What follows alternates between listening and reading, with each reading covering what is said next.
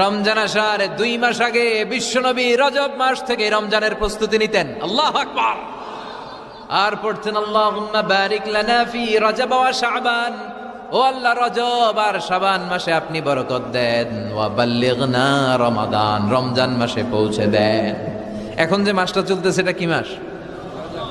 হ্যাঁ, তাহলে রমজানের প্রস্তুতি নেওয়ার দরকার আছে না নাই? রমজানের 2 মাস আগ থেকে উনি প্রস্তুতি নিতেন। এরপরে ঈদ আসার আগে রমজানের প্রস্তুতি আছে না নাই?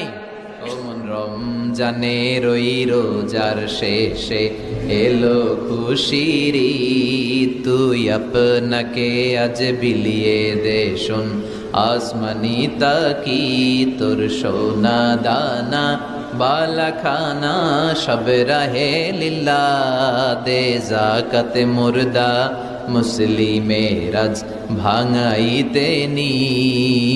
পড়েন রম